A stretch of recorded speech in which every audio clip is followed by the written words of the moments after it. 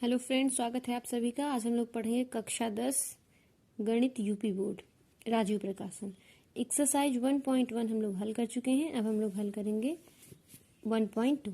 यह है पहला क्वेश्चन है, निम्नलिखित संख्याओं को अभाज्य गुणनखंडों के गुणनफल के रूप में व्यक्त कीजिए। पहला क्वेश्चन है 140। ये बहुत ज्यादा इजी है। इसको हल करते हैं। ये देखिए 140 हमने लिख दिया है। जिस संख्या के अंत में 0, 2, 4, 6 और 8 होता है वे संख्याएं 2 से कट जाती हैं।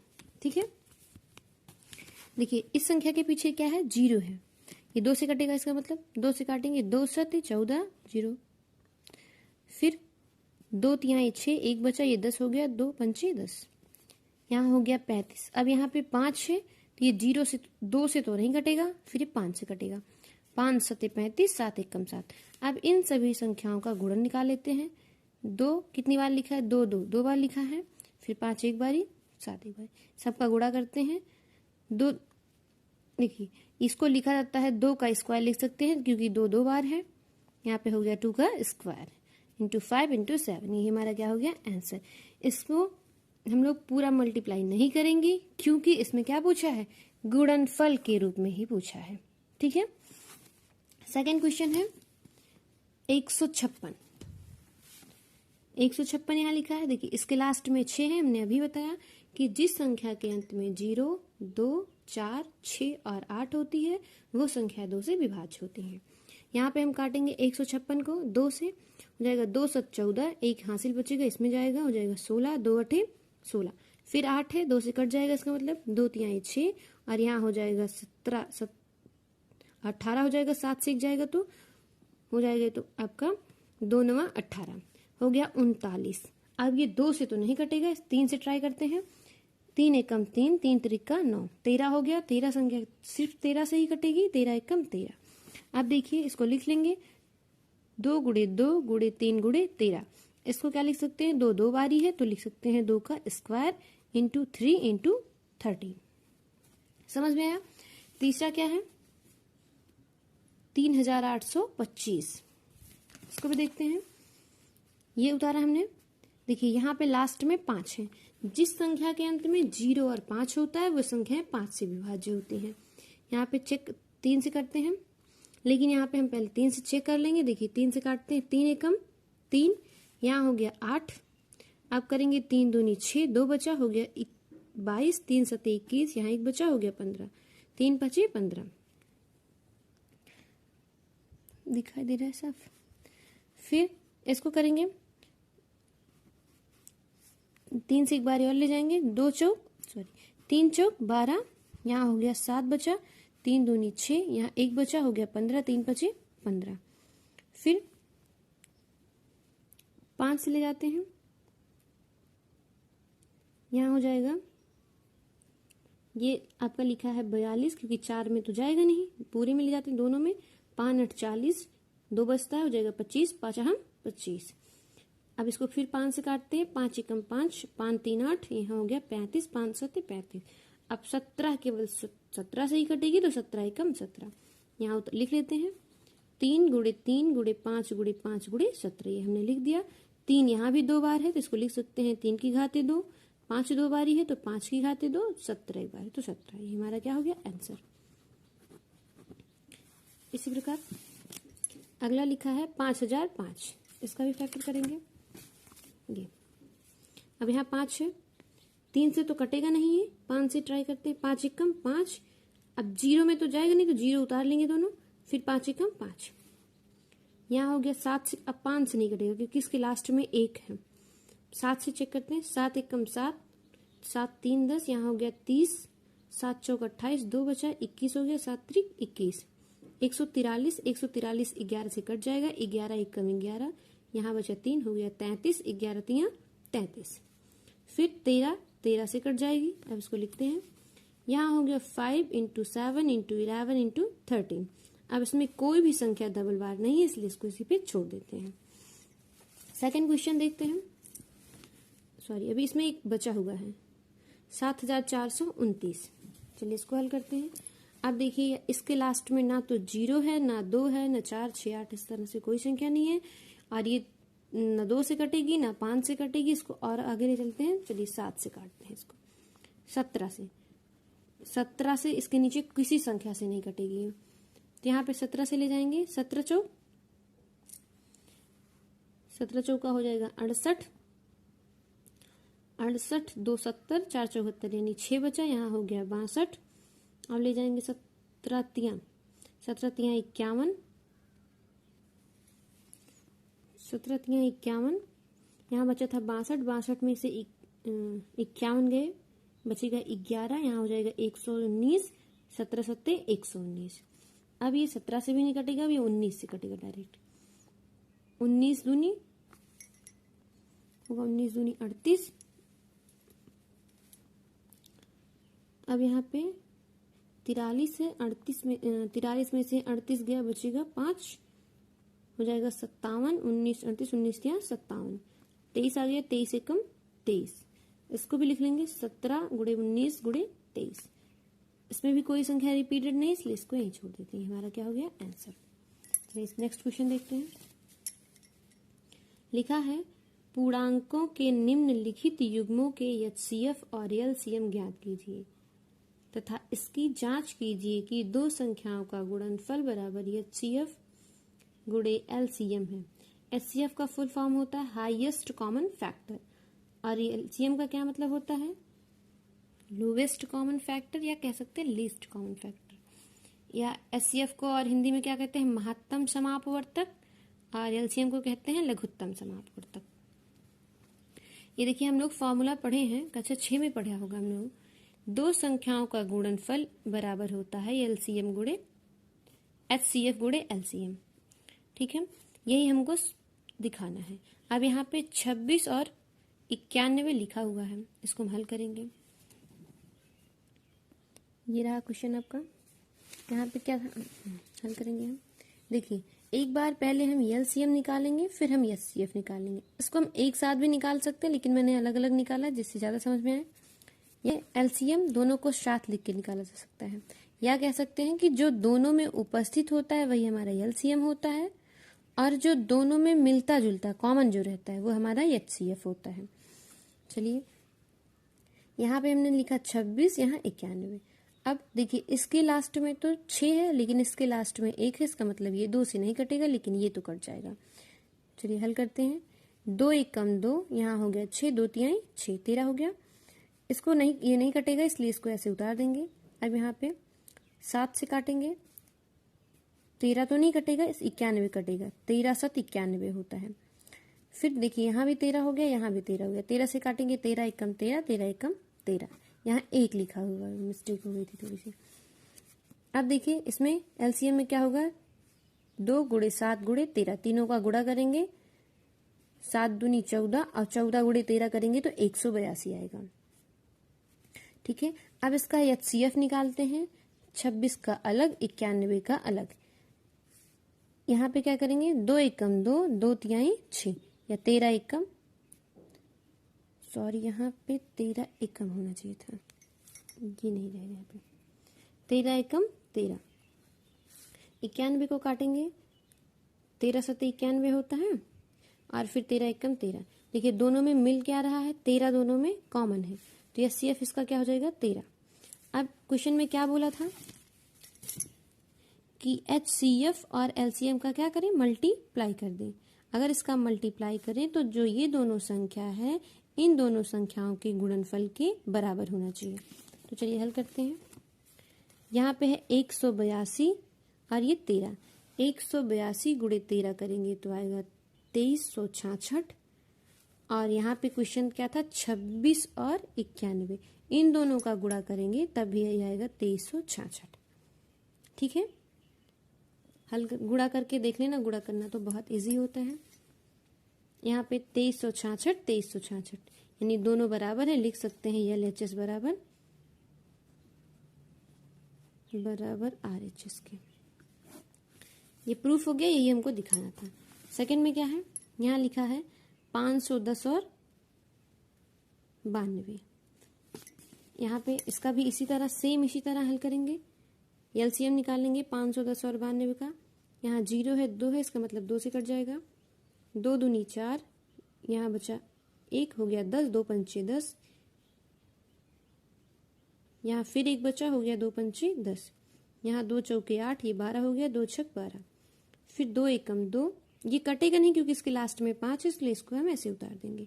इसको करते हैं 2 दूनी 4, 2 तिहाई 6। अब कोई संख्या 2 से नहीं कटेगी क्योंकि इसके लास्ट में 5 है और इसके लास्ट में 3 है। 5 से कटेगा ये वाला, हल करते हैं। 5 हम 25, 5 एकम 5, और ये 23 है तो कटेगा ही नहीं। फिर 3 से काटते हैं इसको, 3 एकम 3, 2 5, हो गया 21, 3 सते 21, 23 ऐसे उतार लेते हैं। 17 एकम 17, 23 ऐसे उतार लिया। 23 एकम 23, 23 एकम 23। इसका एलसीएम क्या हुआ, इन सब का गुणा करेंगे। 2 गुणे 2 ये लिखा हमने, 2 गुणे 2 गुणे 5 गुणे 3 गुणे 17 गुणे 23, इन सब का गुणा करेंगे तो आएगा 23,460 आएगा। एचसीएफ निकालेंगे अलग अलग करके, तो 510 यहाँ पे दिया गया था और 92 यहाँ पे हमने लिखा। 2 दूनी 4, हो गया 2 पंचे 10, 2 पंचे 10,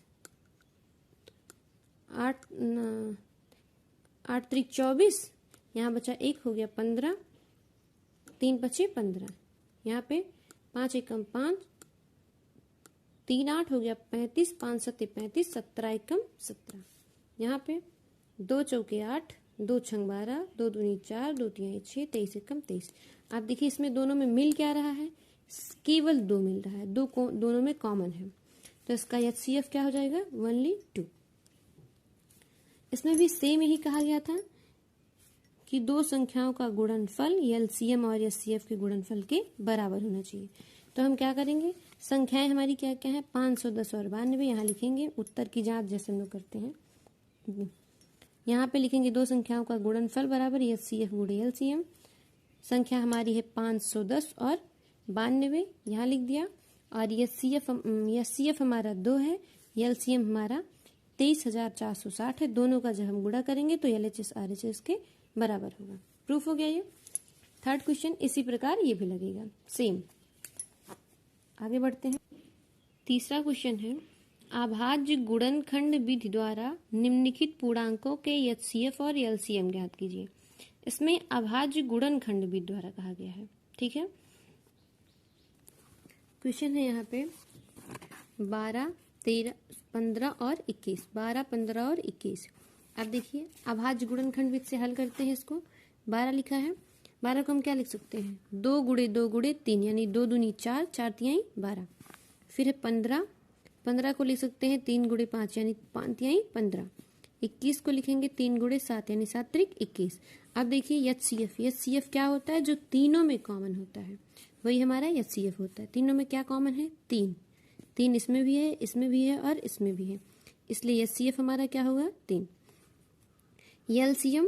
एलसीएम होता है कि जो सभी में हो, वही हमारा क्या है, एलसीएम। यानी ये पूरी संख्या, ये पूरी संख्या और ये पूरी संख्या। चलिए देखते हैं, यहाँ पे 2 लिखा है, 2 गुणे 2 लिख दिया हमने।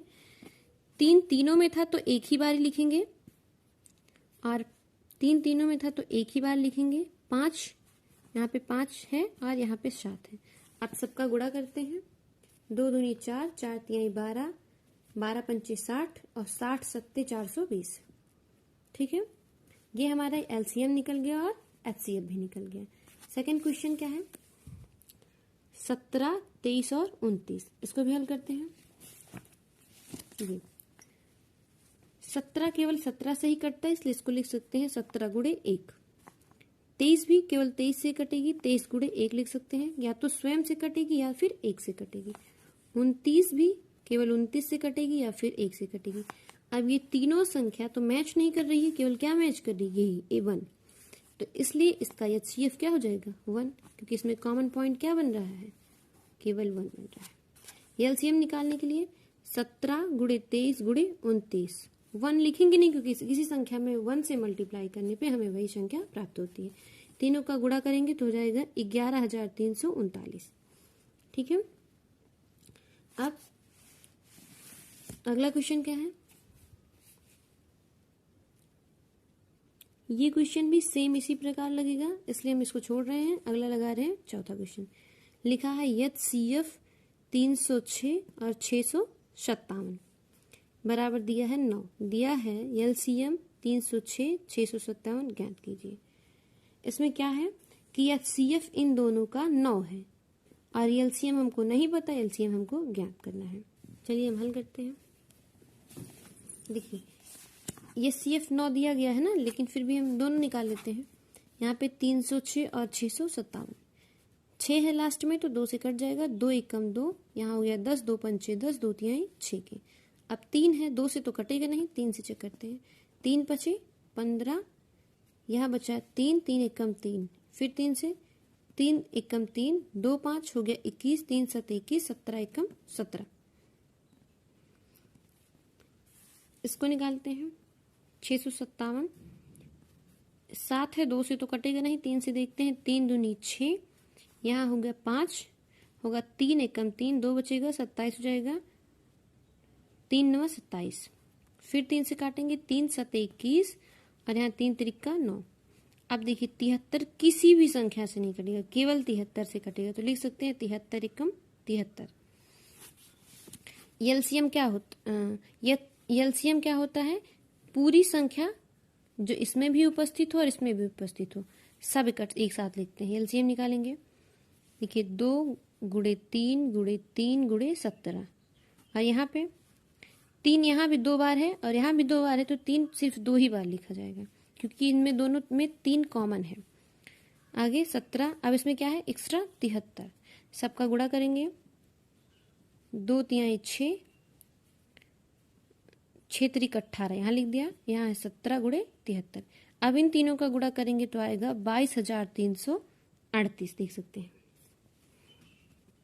इसका SCF 9 दिया है, लेकिन फिर भी हम लगा लेते हैं। देखिए यहाँ 3 3 यहाँ है और 3 3 इसमें भी है, यानी 3 त्रिक का 9, इसका SCF क्या हो गया 9। अगला क्वेश्चन हल करते हैं। आशा करते हैं कि समझ में आ रहा होगा। 5वां क्वेश्चन है, जांच कीजिए कि क्या किसी प्राकृतिक संख्या n के लिए संख्या 6 की घात n अंक 0 पर समाप्त हो सकती है। यहाँ पे इसको हल करेंगे। देखिए 6 की घात n को अगर हम तोड़ते हैं तो हो जाता है 2 गुणे 3 की घाते n, लेकिन 6 की घात n अंक अगर 0 पे समाप्त होने के लिए क्या हमको चाहिए, 2 गुणे 5 की घात n चाहिए, जो कि इसमें नहीं है, इसलिए यह प्राकृतिक संख्या n के लिए 6 की घात n 0 पर समाप्त नहीं हो सकती। लिख सकते हैं, अतः हम कह सकते हैं कि 6 की घात n अंक 0 पर समाप्त नहीं हो सकती। ठीक है, अगला क्वेश्चन है, ये 5वां वाला क्वेश्चन उदाहरण भी देख सकते हैं, यहाँ पे है ये उदाहरण नंबर 5। सेम क्वेश्चन इसमें भी है, इसमें लिखित सब लिखा गया है। ये लिखा है, संख्याओं 4 की घात n पर विचार कीजिए जहां n एक प्राकृतिक संख्या है। जांच कीजिए कि क्या n का कोई ऐसा मान है जिसके लिए 4n अंक 0 पर समाप्त हो सकता है। सेम क्वेश्चन यही यहाँ पे एक्सरसाइज में दिया गया है, केवल यहाँ 4 की घाते n दिया है और वहाँ 6 की घाते n दिया है।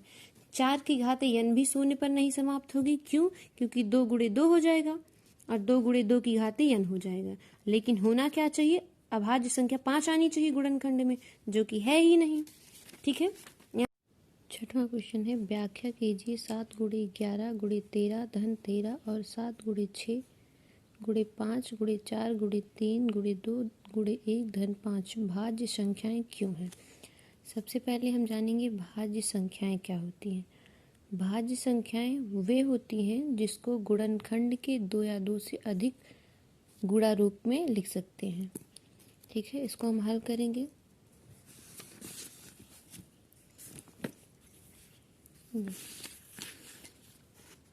है क्या, 7 गुणे 11 गुणे 13 प्लस 13, इसमें 13 दोनों में उपस्थित है, हम इसका कॉमन लेंगे, हो जाएगा 7 गुणे 11 और यहाँ बचा प्लस 1, हो जाएगा 13 कॉमन था, 11 77 प्लस 1 यानी 13 और यहाँ क्या बचा 77 1 78। इसको हम 13 गुणे 78 लिख सकते हैं। इसका मतलब क्या है कि 2 या 2 से अधिक संख्याओं के गुणनफल के रूप में लिखी जा सकती है ये। ठीक है, ये हमारी क्या हो गई, भाज्य संख्या हो गई।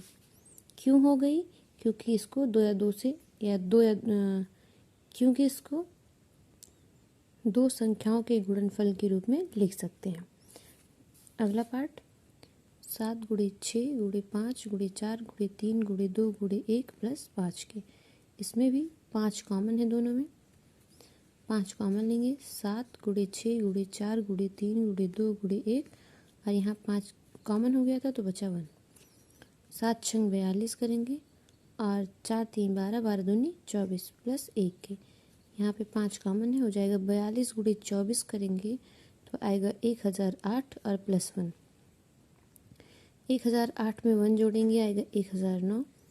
इसको लिखेंगे 5 गुणे 1009।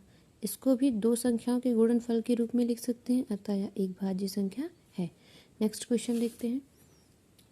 किसी संख्या के मैदान के चारों ओर एक वृत्ताकार पथ है। इस मैदान का एक चक्कर लगाने में सोनिया को 18 मिनट लगते हैं,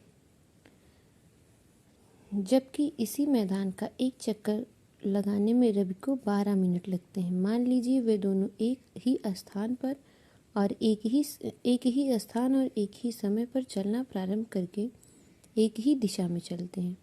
कितने समय बाद वे पुनः प्रारंभिक स्थान पर मिलेंगे। क्वेश्चन क्या कह रहा है,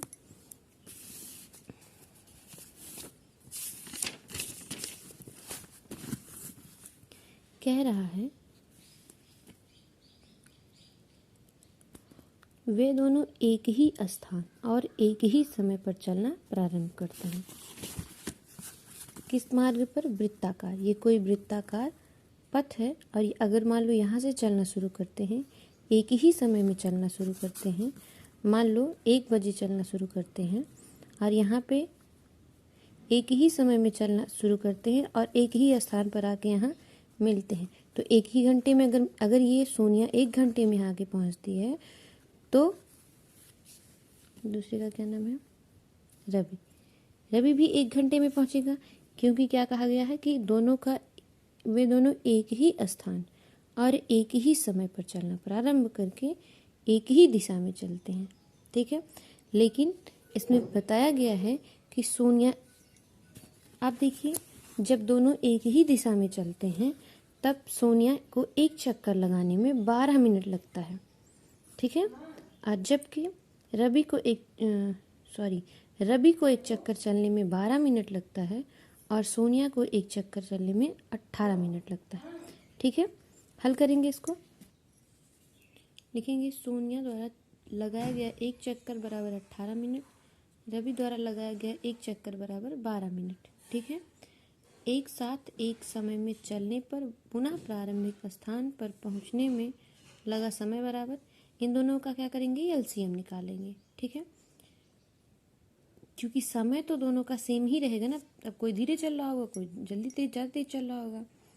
एलसीएम निकालेंगे 18 और 12 का, 2 9 18, 2 6 12, 2 तिहाई 6, 9 तो कटेगा नहीं, फिर 3 तिरिका 9, 3 एकम 3, 3 एकम 3, 3 एकम 3, ये एक पहले से ही कटा था।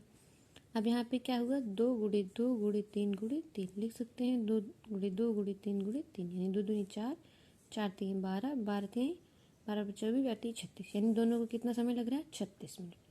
ये एक्सरसाइज ख़त्म होती है। अगले वीडियो में हल करेंगे अगले नेक्स्ट एक्सरसाइज। आशा करती हूँ कि आप सभी को ये वीडियो पसंद आई होगी और धन्यवाद। वीडियो को लाइक और सब्सक्राइब कीजिए। Thank you.